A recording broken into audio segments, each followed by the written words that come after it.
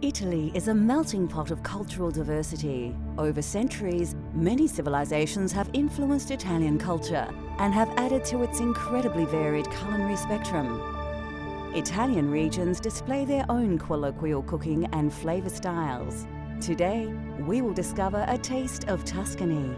Join us as we explore the classic dishes, unique ingredients, and the diverse cultural flavors of Italy.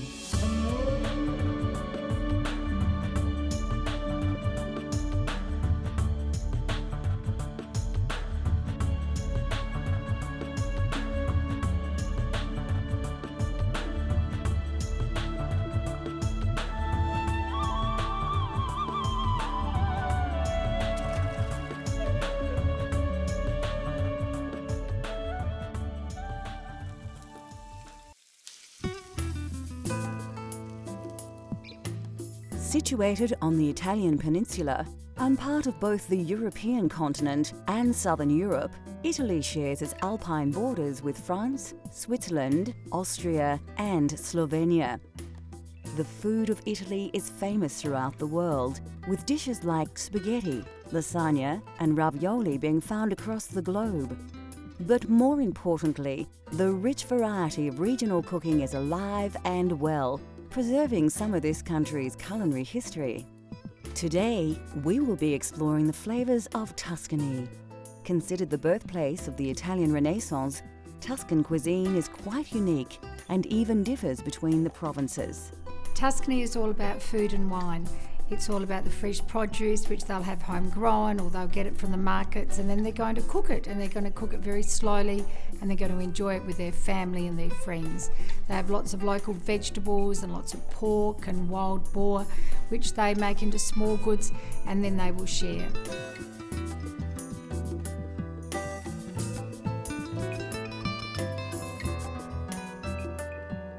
To create a classic pasta dish, of course you need pasta.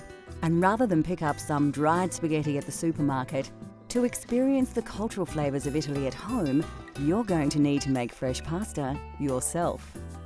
My first exposure to Italian cooking was in a small restaurant in London that my father used to take me to when I was a kid.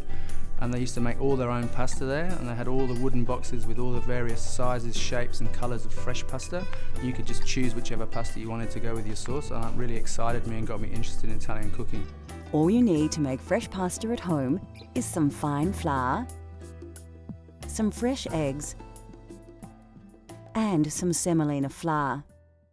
First, take your flour and gently tip it out onto your workspace. Make sure your hands are dry, then using your fingers, make a small well in the flour. Take an egg and gently crack it into the well you've just created. Now the fun starts. Using your fingers, break the yolk so it mixes with the white, then gently work the egg around in a circular motion. What you are actually doing here is slowly picking up the flour around the edges and drawing it into the moist centre. When the egg and flour start to turn to a firmer paste, add another egg to the mixture and repeat the process. Don't be impatient and get tempted to stir the flour in faster, as this will introduce lumps into your dough that you'll have a hard time working out. As you work your mixture around, it will start to change consistency and the paste will develop into a dough. Keep kneading this dough with the flour until you're satisfied you have a very elastic mix. Be sure your pasta dough is not sticky. If it is, you'll need to add more flour. You will most likely have more flour than you require, so don't feel compelled to use it all. Once you have your dough at the correct texture, use your hands to mold it into a small cob. You will need to rest your dough for at least 30 minutes before you roll it out. Generally, pasta is made with a pasta machine. Take your dough and press it into a small disc. Feed it into the pasta roller, then fold it back onto itself and repeat.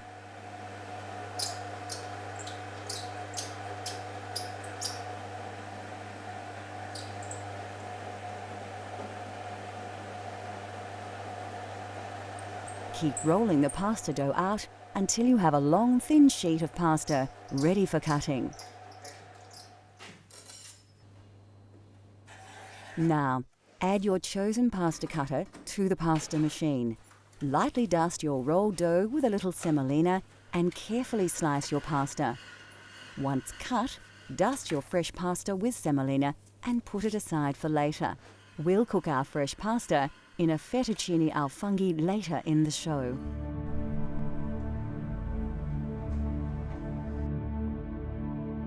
Anybody who has eaten Italian food will recognise the essential herbs and spices that add unmistakable characteristics to any dish. The most common herb in Italian cooking is basil. Crushed basil leaves combined with oil, garlic, and pine nuts create the famous pesto sauce.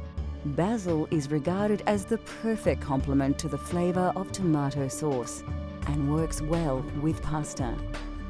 Another herb used widely in Italian cooking is oregano. Offering a complementary flavour to basil, it is also commonly used in tomato-based dishes. Of course, garlic features heavily in Italian cooking right across the country. Fennel seeds lend a distinctive aniseed flavour to roasted meat or fish. Rosemary makes a wonderful addition to roasted meats and vegetables. Often included in salads and dressings, sage is probably most famous as the key herb in saltimbocca. Italian parsley is recognisable by its distinct flat leaf. Parsley is used in many meat dishes, soups and stocks. Italian food is most richly flavoured with herbs, but of course some spices do feature prominently. Coarse sea salt is used across the nation, although some regions, like Tuscany, use it very sparingly. Fresh dried black peppercorns, saffron and coriander feature prominently. Nutmeg is used in savoury dishes and desserts, and vanilla is a popular dessert spice. Ginger is rarely used in Italy, although it is very popular in the Apulia and Basilicata regions, showing just how diverse the cultural flavours of Italy are. Still to come on Cultural Flavours, Italy. We turn our freshly made pasta into a delicious mushroom taste sensation, and we discover the secret of making perfect, authentic Italian coffee. In Italy, wild mushrooms have always been a favourite part of the local cuisine. With mushrooms available everywhere, anybody can make this dish at home. You may even want to splash out on a famously expensive ingredient. The mushrooms have got a beautiful aroma, so they're able to put them in all sorts of dishes. They might cook it up as an omelette for the younger family, or pop it into another slow cooked meal so that it can be used in very many different ways. They'll actually even put them into some sort of cheese, especially the truffles, so that they can continue to have the truffles mature in their lovely cheese.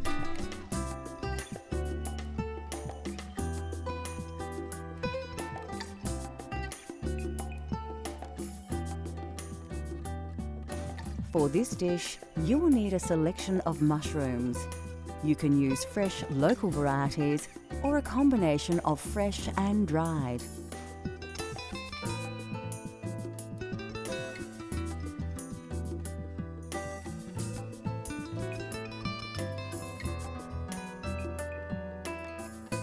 You will also need a dash of olive oil and some dry vermouth. First, take your Italian parsley and chop it finely.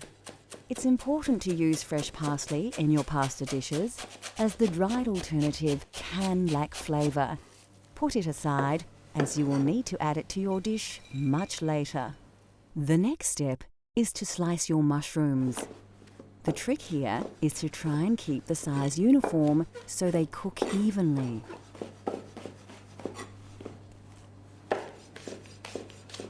Remove your dried mushrooms from the water and squeeze off the excess moisture. Then chop them evenly. Keep the water, you will need it later. Take the stalk of celery and remove the leaves. Chop into lengths, slice along the grain, Then finely dice into small blocks to avoid large chunks of this strongly flavoured vegetable masking the delicious mushroom flavours. Next, chop your garlic and slice your red onion. Put the ingredients aside and heat up your pan. So, to prepare the sauce, we're going to start with a nice fry pan, a little bit of oil. Want the oil to get nice and hot, almost smoking. The first thing we're going to add is our mushrooms, so they get a nice bit of colour on them. Brings out all the nice flavours, so they don't go soggy. After the fresh mushrooms have braised a little, add the dried mushrooms, then the celery, onion and garlic, and a sprinkle of salt. Reduce the heat and cook it gently to bring out all the combined flavours. Add a dash of vermouth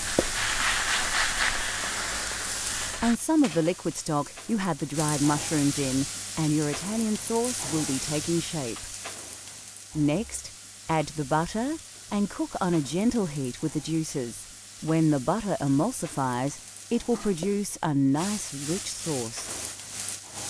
Finally, add your chopped Italian parsley and stir it right through the sauce.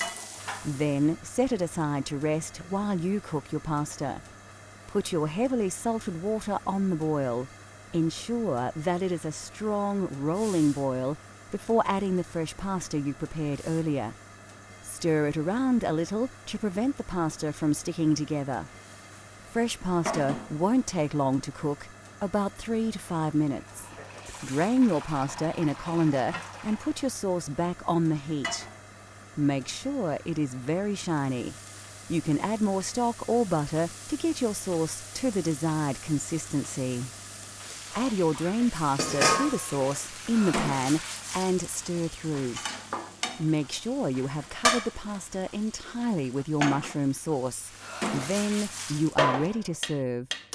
Grate some Parmigiano Reggiano, commonly known as Parmesan cheese, over the dish.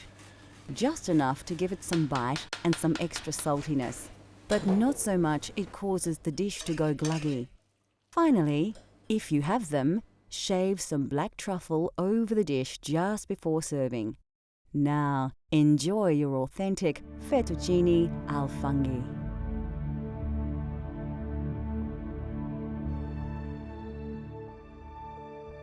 Italy is said to be one of the healthiest nations on the planet, and this is in large to do with a healthy diet, rich in vegetables and vegetable oils. Of course, the most important vegetable in Italian cooking is the tomato. There are many varieties of tomato that are used in soups, sauces, and pasta dishes. Brought to Italy in the 18th century, the tomato has become synonymous with Italian cuisine. The Italians love fresh vegetables and are famous for their salad dishes. Brought to Italy in medieval times, cucumbers are now part of Italian culinary culture. Root vegetables like carrots, radish, turnips, and beetroot all feature prominently in Italian cuisine, as do onions and leeks.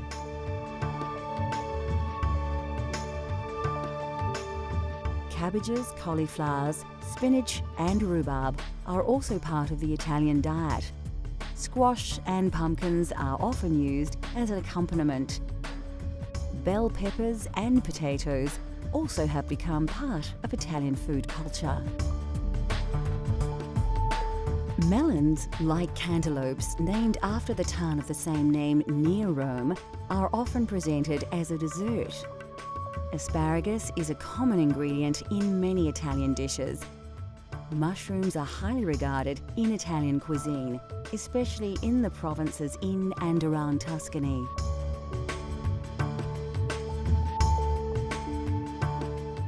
Of course, Italian cooking features all kinds of mushrooms, especially the porcini mushroom, but you can use local varieties in your own Italian-inspired dishes.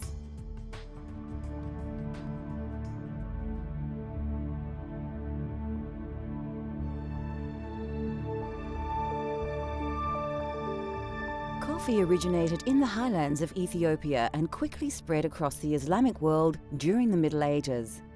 It was only introduced to Europe via Italy as late as the 16th century by Venetian merchants who had been trading with Muslims from the East. Yet, we must thank Italians for defining coffee culture as we know it today. Italians are deeply passionate about their coffee, so naturally the quality of bean is exceptionally important. Coffee comes in 2 varieties, and Italians overwhelmingly prefer Arabica over the cheaper Robusta bean. Roasting beans changes their colour, taste, smell, and Italians enjoy a full roast bean, which are rich brown in colour and have a slightly oily surface. Italian baristas have created a wide range of ways in which to enjoy coffee. Cafe Espresso is brewed by forcing hot water under pressure through finely ground coffee. This process produces a highly concentrated shot of coffee, which actually forms the basis of many other drinks, such as a macchiato, which is simply a shot of espresso marked with a small drop of steamed milk. The most well-known Italian-style coffee is, of course, the cappuccino, and this cultural flavour of Italy has become increasingly popular right across the globe. Cafe latte is usually drunk at breakfast time, made with a full glass of steamed milk and a shot of espresso. This wholesome drink provides the perfect start to the day for many Italians. Coffee is drunk in a variety of ways, but generally speaking, Italians only add milk earlier in the day. With the exception of breakfast, coffee is rarely served alone and is usually enjoyed after a meal. The drinks, the roasting styles, barista techniques, and the popular social aspects of drinking coffee have all been heavily influenced by Italy's love of the coffee bean. Next on Cultural Flavours, Italy. We explore a famous Tuscan twice-baked biscuit and its accompaniment and discover how to serve this delicious Italian treat.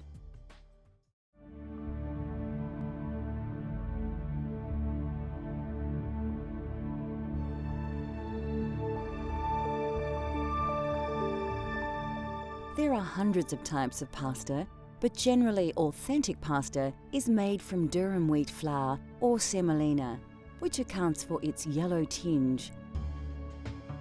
Durum wheat is believed to have been introduced to Sicily by the Arabs in the 7th century, and pasta has become the national dish of Italy. Of course, fresh is best, and authentic Italian pasta has texture and flavour characteristics that is difficult to replicate with dried alternatives. Having said that, there are a multitude of dried pasta options that keep well, so it has become a staple in many kitchens across the world.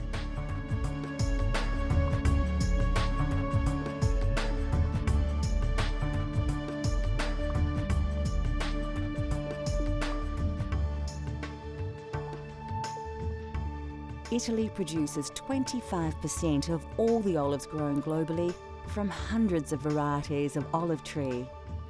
Olives in the south of the country produce the majority of olive oil thanks to its climate.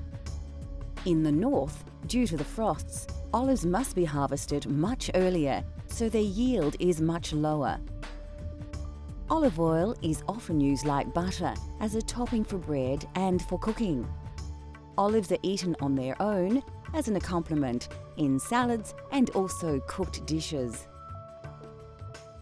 Italian meals often feature breads, and there is a wide range to choose from.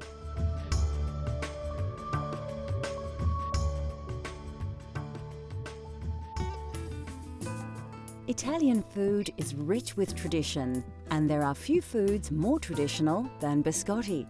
Tuscany, they love their biscotti. So they'll go to the local market and they'll get their flour and their sugar and the nuts, whatever nuts mum wants to use that might be in season, and they'll go home and there it will be in their beautiful kitchen, and they'll start mixing the flour, the eggs, the butter, the nuts, and then they'll roll and then they'll bake. And then with the biscotti, they need to slice them again, and then they'll need to rebake, so it's the double baked biscuit. That process, of course, brings the family together because it takes quite a long time for them to be able to do that. And then more especially, those biscotti are shared with their family and their friends. And because they are so hot and so crisp, they'll be able to share them for the rest of the week.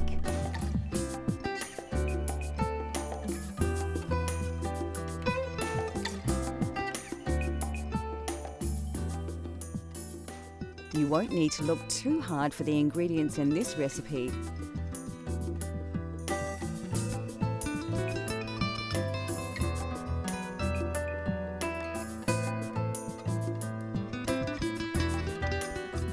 Place your butter in a bowl and add your caster sugar. Mix the ingredients with a spatula until you have a consistency like this. The technique here has more than a few similarities with pasta preparation. So, just like making pasta dough, add your first egg and mix it into the sugar and butter. Work the ingredients together to achieve a smooth paste. Do the same with all the eggs until you have a fairly liquid, smooth and even paste. The next step is to add your flour, but only a little, and mix it through. Just like the pasta, you don't want to add all the flour at once. This technique ensures you have a lump-free mixture.